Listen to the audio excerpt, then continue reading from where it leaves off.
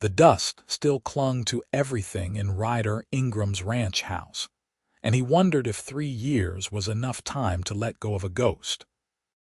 Sarah had been gone since the fever swept through Scottsbluff, Nebraska, in 1873, taking half the children and a quarter of the women with it.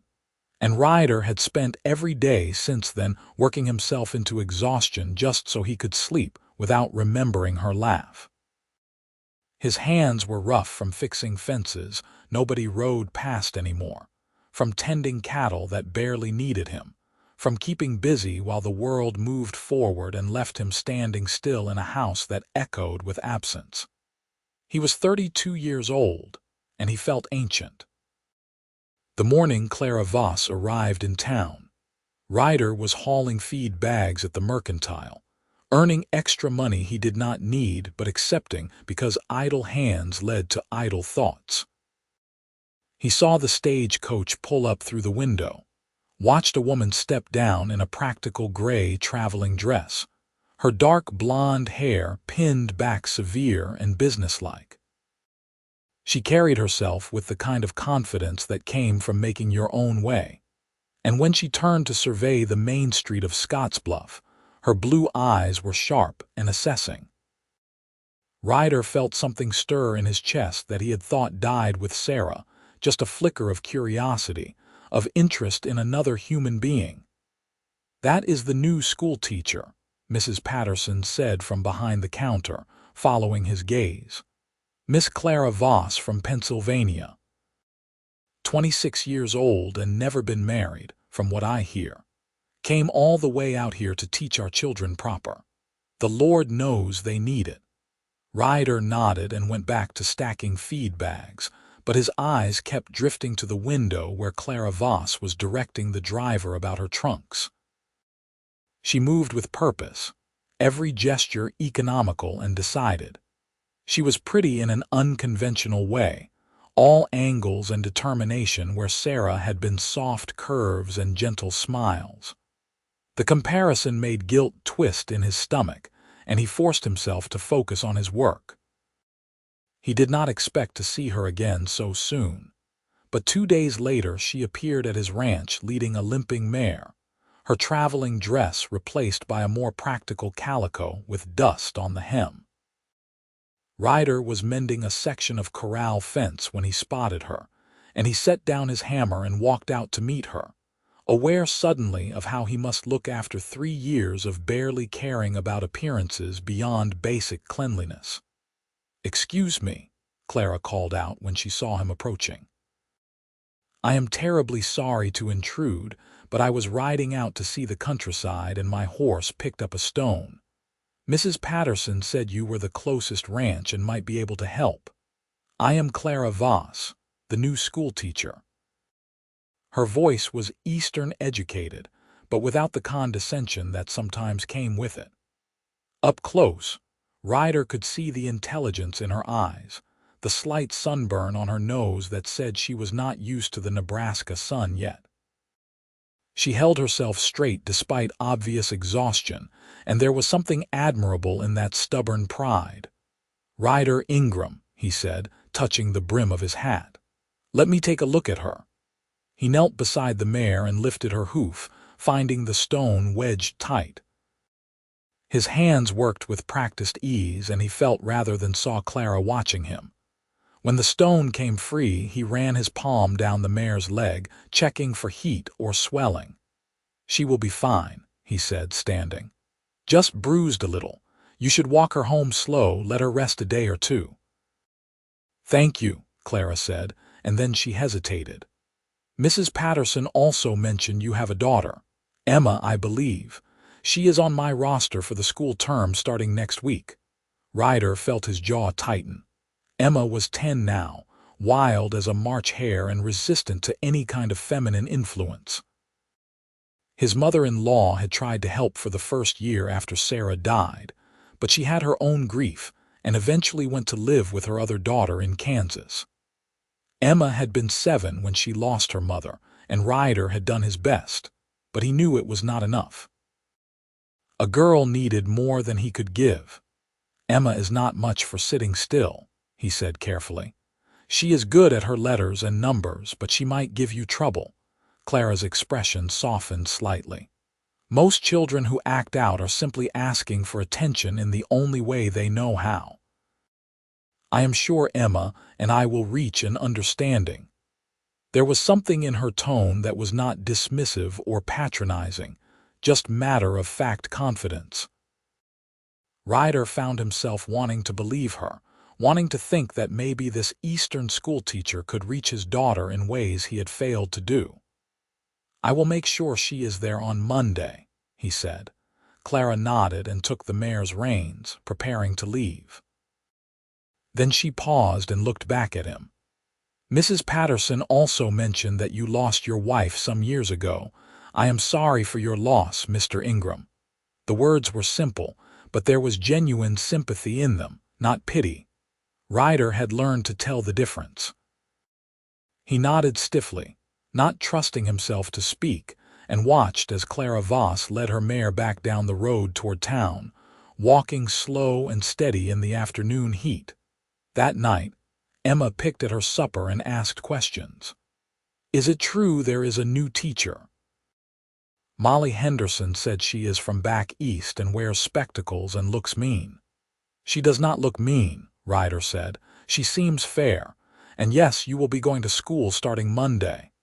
Emma's face set in mutinous lines. "I do not need school. I can read and write already. You taught me." "You need more than I can teach you," Ryder said, trying to keep his voice gentle. "You need to learn history and geography, and you need to be around other children your age. I am around other children at church. Emma." Ryder set down his fork and looked at his daughter, seeing Sarah in the stubborn tilt of her chin, in the brown eyes that could go soft or hard in an instant. "Your mama wanted you to have an education. She made me promise. So you are going to school, and you are going to behave yourself, and you are going to make her proud. Do you understand?" Emma's eyes filled with tears, and Ryder felt like he had been kicked in the chest. She nodded once quickly, and then looked down at her plate. They finished the meal in silence, and Ryder lay awake that night wondering if he had said the right thing, if invoking Sarah's memory was fair or manipulative, if he was raising his daughter or just trying to survive each day. Monday morning came too fast and too slow. Emma dressed herself in silence, braided her own hair with the competence of a child who had learned to do without, and climbed into the wagon beside Ryder without complaint.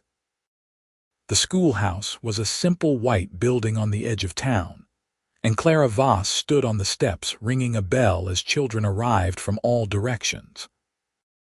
She had traded her calico for a dark blue dress with a white collar, and her hair was still pinned back severe, but her face lit up with genuine warmth as she greeted each student by name.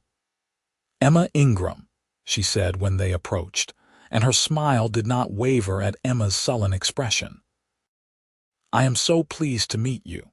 Your father tells me you are already quite accomplished with your reading. I am hoping you might help some of the younger students with their lessons."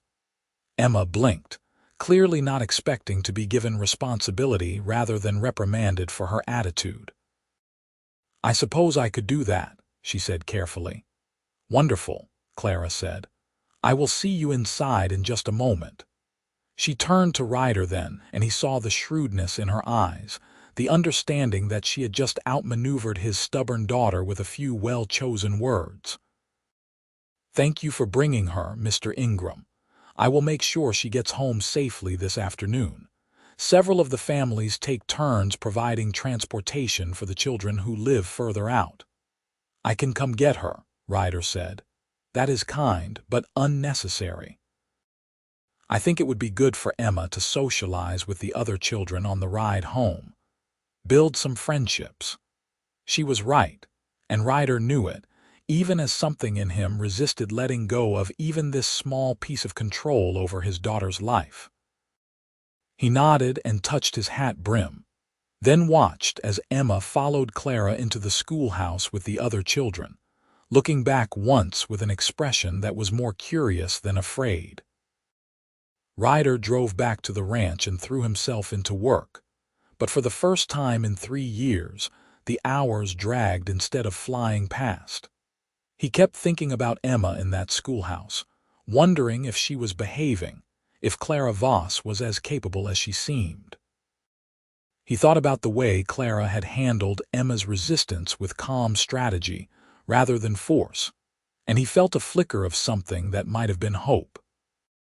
When Emma came home that evening in the Hendersons' wagon, she was talking animatedly with Molly Henderson, and her eyes were bright in a way Ryder had not seen in months.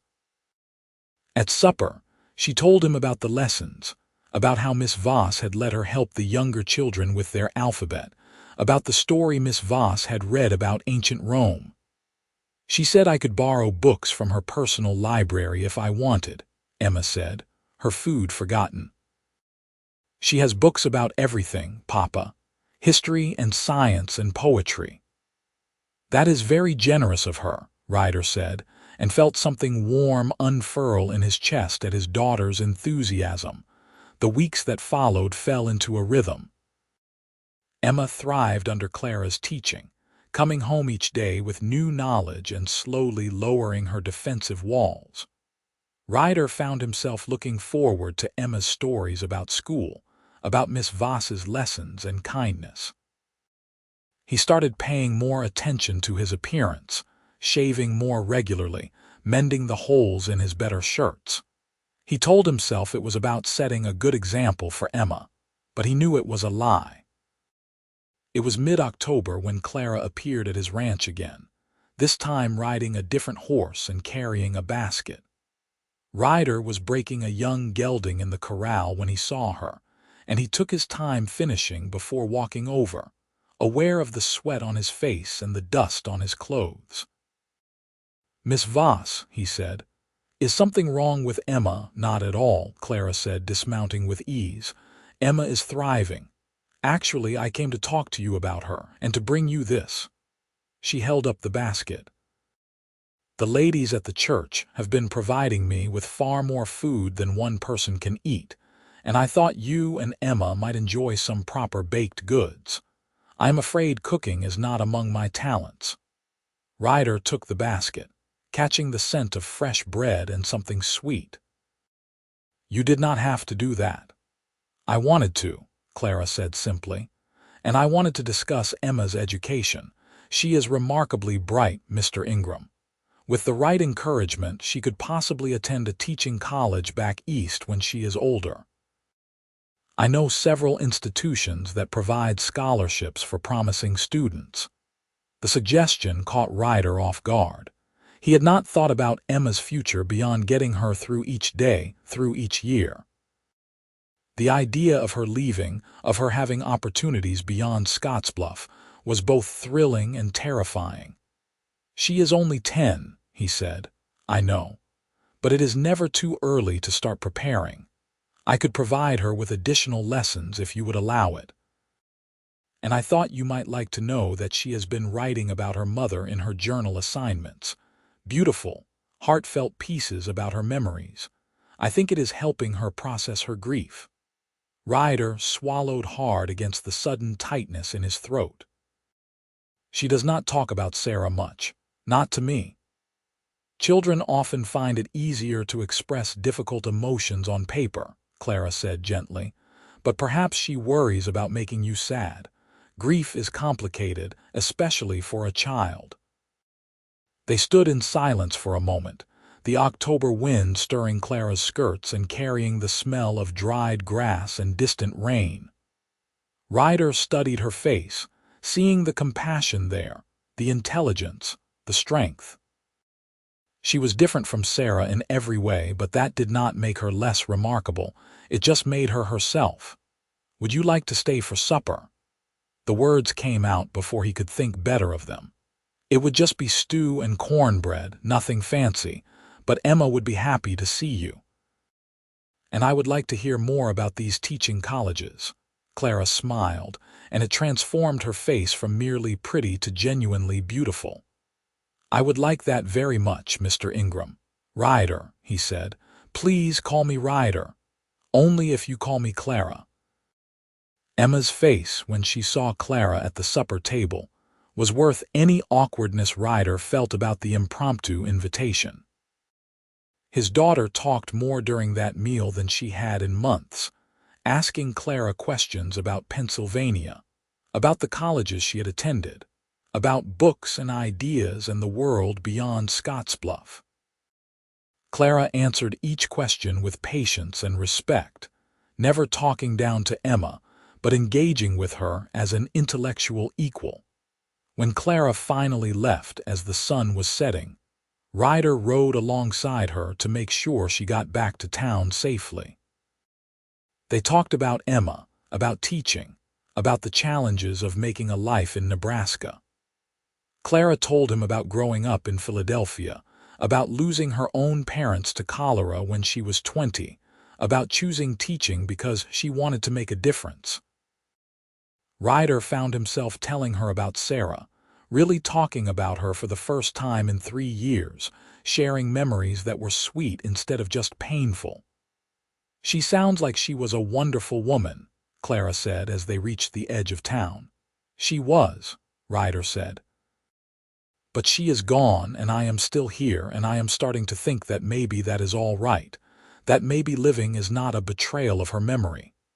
Clara looked at him with understanding in her eyes. "I think she would want you to be happy, Ryder, and Emma too." "I think so," he said quietly. "I think so." After that evening, Clara became a regular visitor to the ranch. Sometimes she came to discuss Emma's progress. Sometimes she came with books to lend or baked goods from the church ladies. Sometimes she came simply because Ryder had ridden into town and casually mentioned he was making beef stew for Sunday supper, and there would be plenty. They never spoke about what was developing between them, but it was there in every shared glance, every accidentally brushed hand, every conversation that stretched long into the evening. Emma noticed, of course.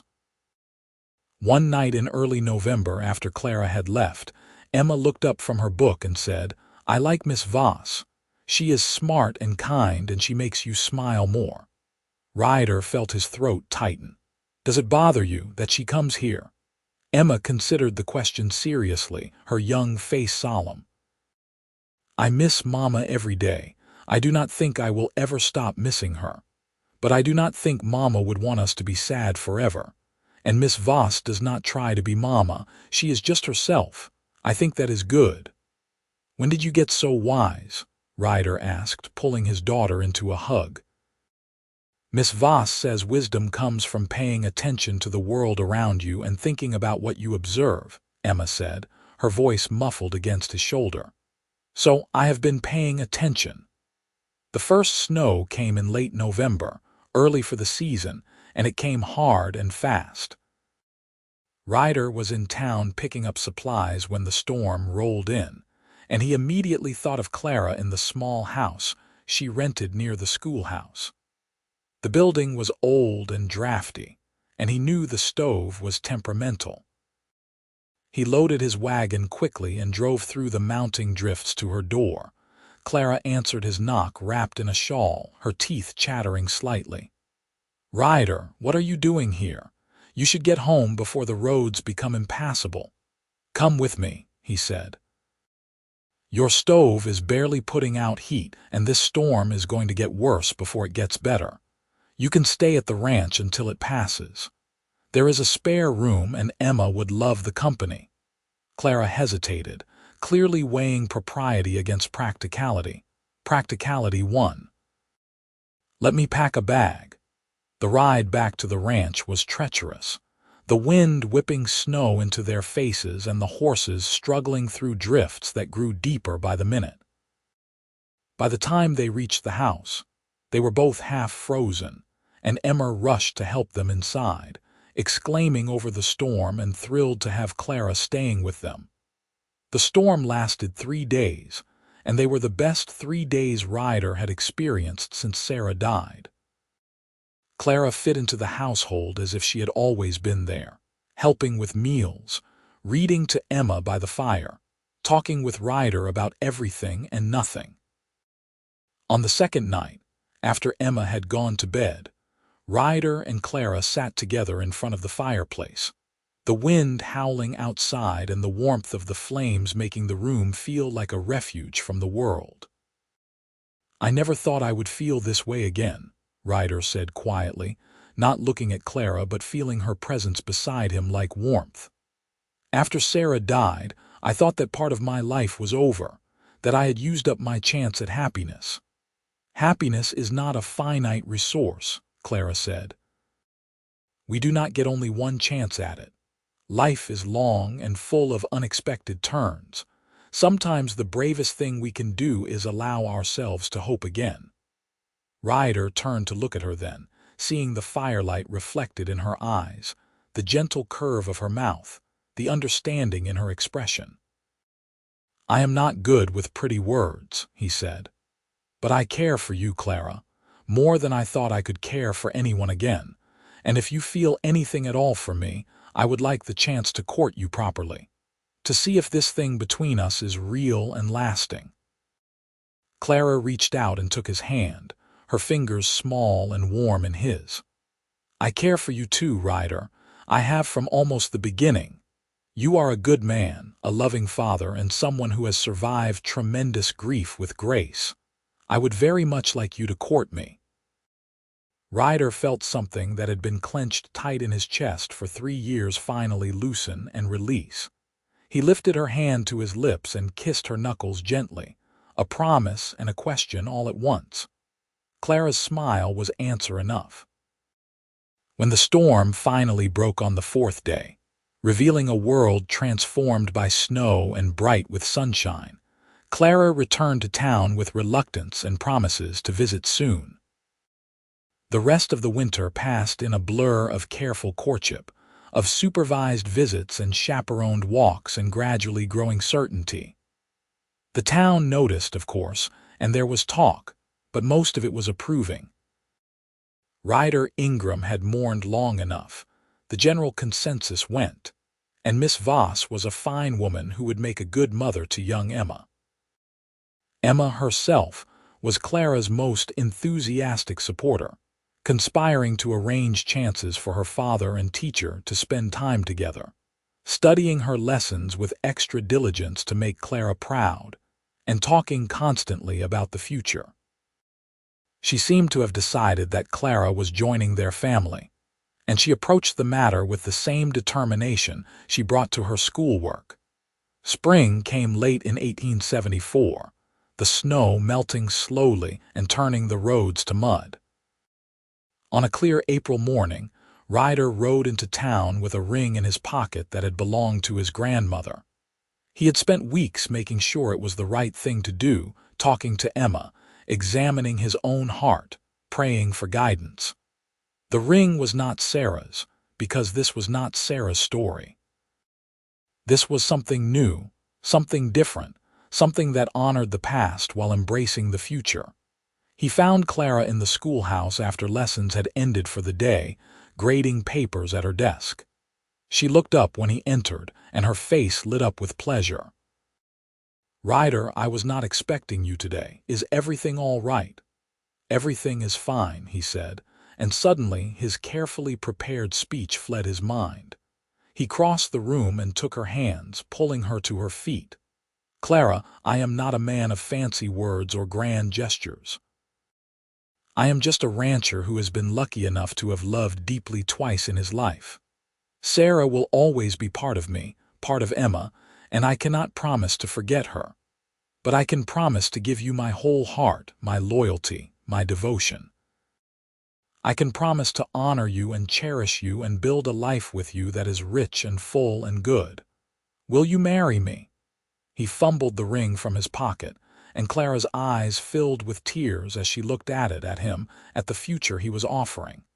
"Yes," she said simply. "Yes, Ryder, I will marry you."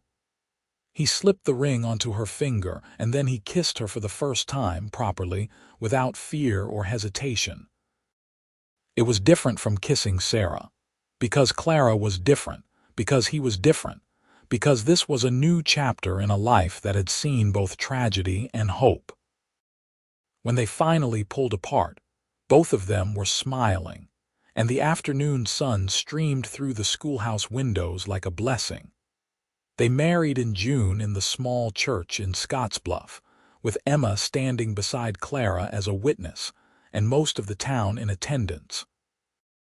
Clara wore a simple cream-colored dress that Emma had helped her choose, and Ryder wore his best suit and could not stop smiling. The reception was held at the ranch, with tables set up in the yard and food brought by neighbors and friends. Emma gave a short speech about how glad she was to have a mother again, and Clara cried happy tears while Ryder held her hand and felt his heart so full he thought it might burst. Their wedding night was tender and careful, two people learning each other, letting down walls and building trust. Clara fit in Ryder's arms perfectly, differently than Sarah had but no less right.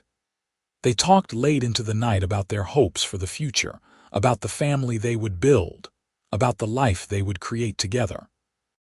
Clara continued teaching through the next school year, but when summer came and she found herself expecting a child, she decided to step back and focus on the family. Emma was thrilled about the prospect of a sibling, and she threw herself into helping prepare the house for the new baby.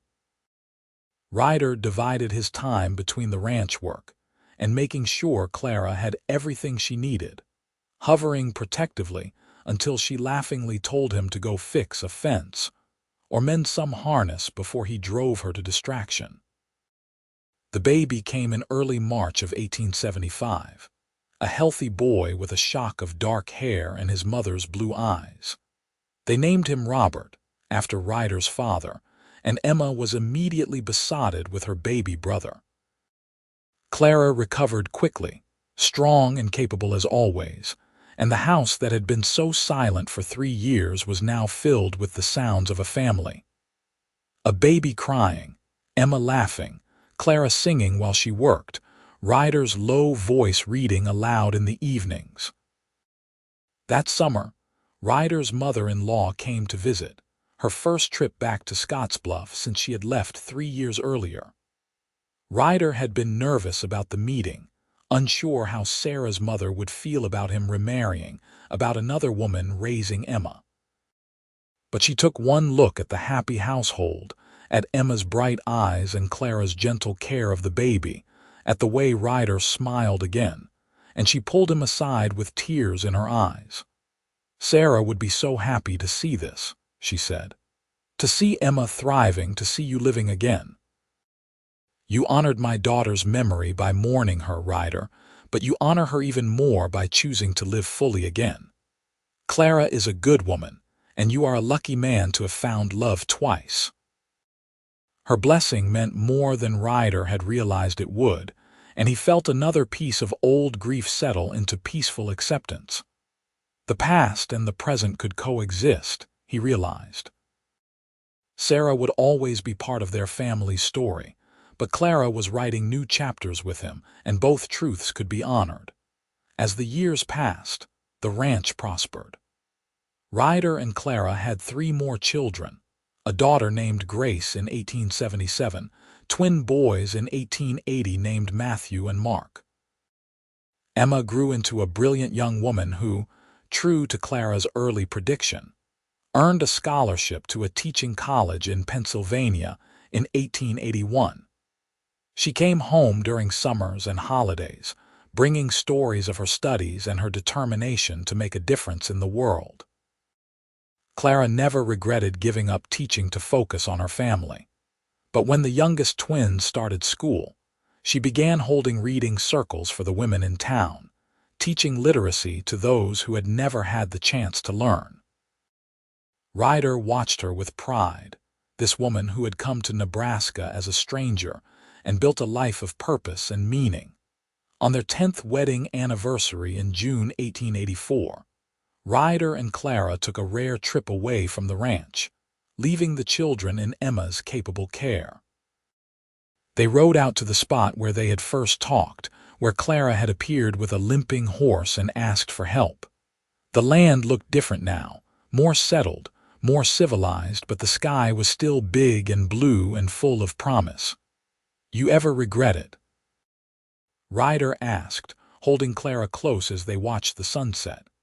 Leaving Pennsylvania, trading comfort and culture for a hard life in Nebraska, Clara leaned into him, solid and warm and real. "Not for a single moment. This is where I was meant to be. With you, with our children, building something lasting. I loved the woman I was before I came here, but I love the woman I have become even more." "You saved me," Ryder said quietly. "You and Emma both. After Sarah died, I was just going through the motions, barely living. You reminded me what it felt like to hope, to dream, to look forward instead of always looking back." "We saved each other," Clara corrected gently. "I was lonely in Philadelphia, teaching other people's children, wondering if I would ever have a family of my own. You gave me that. You, Emma, Robert, Grace, Matthew, and Mark. You gave me everything I wanted without even knowing I wanted it." They sat in comfortable silence as the sun dipped below the horizon, painting the sky in shades of orange and pink and gold. Ryder thought about the journey that had brought him here, from the depths of grief to this moment of profound contentment. Sarah would always be part of him, a sweet memory of first love and shared youth. But Clara was his present and his future, his partner in building a life that honored both the past and the promise of tomorrow. As they rode back to the ranch through the gathering dusk, they could see the lights of home in the distance. Emma would be finishing the supper dishes. The younger children would be getting ready for bed. The evening chores would be done. It was an ordinary moment in an ordinary life, but it was also everything. It was family. It was love. It was the reward for having the courage to risk your heart again after it had been broken. When they reached the house, the children rushed out to greet them, even the twins who should have been in bed.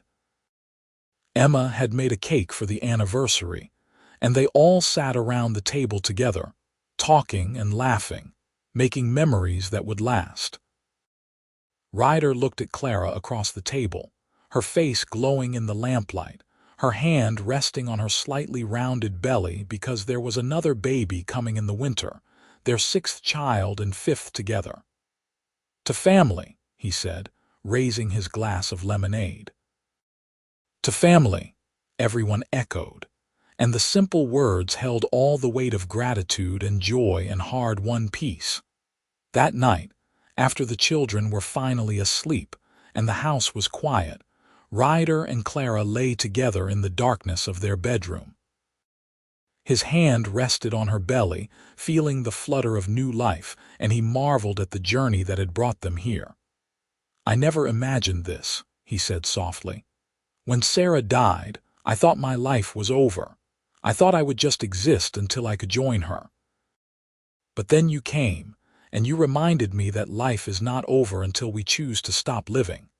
That love is not finite or singular, that the heart has room for both grief and joy, for memory and new experience." Clara turned in his arms to face him, her eyes catching the moonlight through the window. "You taught me that too. I thought I would always be alone, always on the outside looking in at other people's happiness. But you let me in, Ryder. You and Emma opened your hearts and made room for me, and every day I wake up grateful for that gift." They kissed then, long and slow and sweet, a communion of souls who had found each other against all odds. When they finally drifted off to sleep, wrapped in each other's arms, Ryder's last conscious thought was of gratitude. Gratitude for Sarah, who had taught him how to love. Gratitude for Clara, who had taught him how to live again. Gratitude for his children, each one a blessing and a promise. Gratitude for the ranch, for Scottsbluff, for Nebraska, for this life that was hard and beautiful and worth every moment.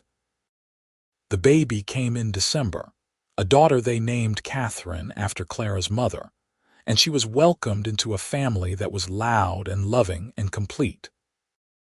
Emma came home from college for the birth, and she held her tiny sister with tears streaming down her face, marveling at how life continued to unfold in unexpected and wonderful ways. The years continued to roll forward, bringing both challenges and triumphs. There were hard winters and drought summers, sick cattle and broken fences, money worries and moments of fear.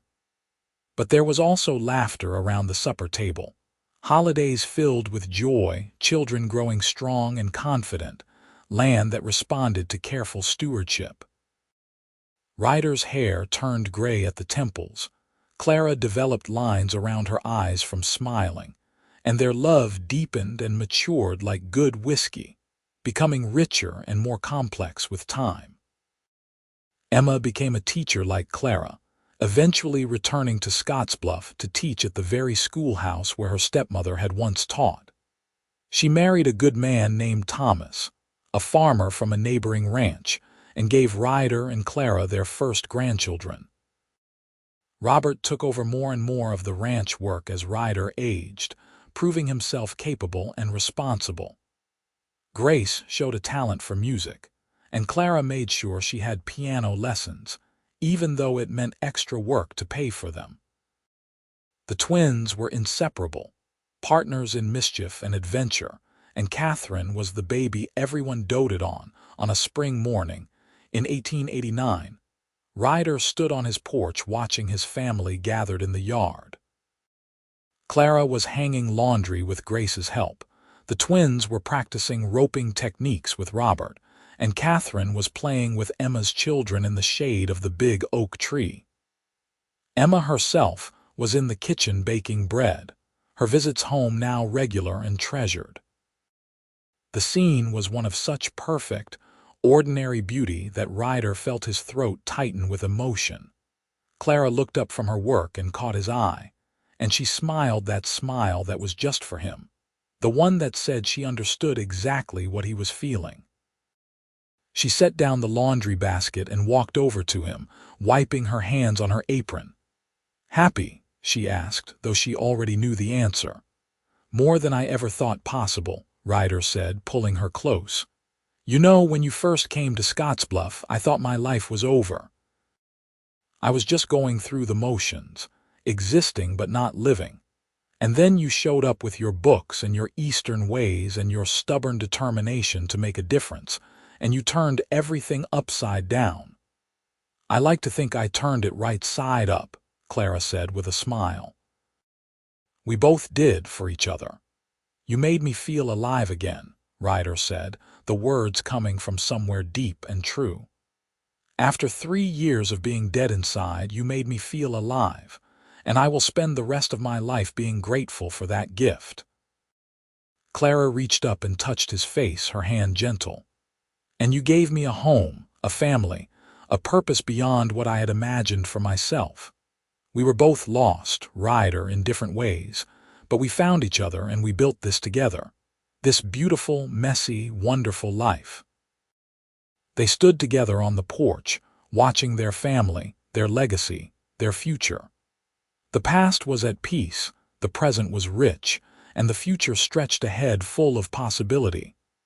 Sarah's memory was honored in Emma's strength and kindness, in the love that had taught Ryder how to love again. Clara's courage was reflected in every choice they had made to move forward, to risk, to hope. As the sun climbed higher and the day warmed, the family gradually gathered for the midday meal, the table groaning with food and loud with conversation. Ryder looked around at all the faces, young and old, and felt a profound sense of completion. This was what life was meant to be. Not perfect, not without pain, but full and rich and shared with people you loved. After the meal, after the dishes were done and the children sent to their various activities, Ryder and Clara took a walk together as they often did, their hands clasped like teenagers. They walked the boundaries of the ranch, checking fences more out of habit than necessity, talking about nothing and everything. "Do you think about her?" Clara asked at one point, not needing to specify who she meant. "About Sarah," Sometimes, Ryder admitted. Especially when I look at Emma and see her mother's expressions. But it does not hurt the way it used to. Now it is just a sweet ache, a reminder of how lucky I have been to love deeply more than once in a lifetime. Most people do not get that. I think about what my life would have been if I had not come to Nebraska, Clara said. If I had stayed in Philadelphia, teaching but never truly living. I was so lost after my parents died, going through the motions. Coming here saved me. We saved each other, Ryder said, echoing Clara's words from years earlier. That is what love does, I think. Not the storybook kind where one person rescues another, but the real kind where two broken people help each other become whole. They returned to the house as the afternoon shadows lengthened, and they sat together on the porch swing that Ryder had built the summer after they married. The swing had seen countless evenings like this, moments of quiet companionship that were the foundation of their marriage. They did not need to fill the silence with words, content simply to exist together, to be present for each other. As twilight fell and the first stars appeared, their children and grandchildren gradually said their goodbyes, heading to their own homes or to bed. When the house was finally quiet except for the gentle creaking of the swing, Clara rested her head on Ryder's shoulder. "Thank you," she said softly. "For what?" "For taking a chance on me. For opening your heart when it would have been so much easier to keep it closed. For building this life with me." "Thank you for the same," Ryder replied, kissing the top of her head. "For coming to Scottsbluff all those years ago. For seeing past my grief to the man I could be again. For loving Emma like your own. For giving me more children, more love, more life than I deserved." "You deserve all of it," Clara said fiercely. "Never doubt that." They sat in the gathering darkness. Two souls who had found each other when both needed finding, who had built something lasting from the ruins of loss and the courage of hope. The Wild West that had once seemed so harsh and unforgiving had become home, a place of deep roots and endless sky, of family and love and second chances. Inside the house, Catherine called out that she was scared of the dark, and Clara rose with a smile to go comfort her youngest daughter. Ryder watched her go, this woman who had transformed his life, and he felt a peace so profound it was almost prayer. He had loved Sarah with all the passionate certainty of youth, and her loss had nearly destroyed him. But he had loved Clara with the deeper understanding of maturity, and that love had rebuilt him into someone stronger and more complete. The cowboy's wife had been dead 3 years when the new schoolteacher arrived in Scottsbluff, and she had made him feel alive again. But more than that, she had shown him that life was not a single story with one ending, but rather a series of chapters, each with its own challenges and gifts. The chapter with Sarah had ended in sorrow, but it had also been full of beauty. The chapter with Clara was still being written, and it was proving to be the richest, most fulfilling story of his life. As Ryder sat alone on the porch, listening to Clara's voice singing a lullaby to Catherine, he offered a prayer of thanks to whatever force had brought them together. He thanked Sarah for teaching him how to love, and he thanked Clara for teaching him how to live. He thanked Emma for being the bridge between his past and present, and he thanked all his children for being the promise of the future. When Clara returned and settled back into his arms, Ryder held her close and looked up at the vast Nebraska sky, at the stars that seemed close enough to touch. Somewhere in that darkness, he imagined Sarah smiling down on them, giving her blessing to the life he had built in her absence. And in his arms, warm and real and present, was Clara, the woman who had taken a broken man and helped him become whole again. "I love you," he said simply, the words carrying the weight of everything he felt. "I love you too," Clara replied. "Today, tomorrow, and all the days after that." They sat together until the night grew cold and the stars wheeled overhead in their eternal dance. And when they finally went inside to their warm bed, and their sleeping children and their life that was ordinary and extraordinary all at once, Ryder Ingram knew with absolute certainty that he was the luckiest man alive. He had been given the gift of great love twice, and he had had the courage to accept it both times. That was a legacy worth leaving, a story worth telling, a life worth living. The end came not with drama but with quiet grace, years later when Ryder was an old man surrounded by children and grandchildren, and even great-grandchildren. Clara was there beside him, her hair silver but her eyes still sharp and bright. Emma held his hand and told him he had been a wonderful father, and he died knowing he had lived well, loved deeply, and left the world better than he found it. But that was far in the future. On this night in 1889, Ryder and Clara were still young enough to dream, still strong enough to work, still passionate enough to love with abandon. They fell asleep wrapped in each other's arms, grateful for the past, content with the present, and hopeful for the future. And in the morning they would wake and do it all again. The work, the laughter, the challenges, the joys. Because that was what love was in the end. Not the dramatic moments, but the quiet ones. Not the grand gestures, but the daily choice to show up, to be present, to build something lasting together. The Wild West had brought them together.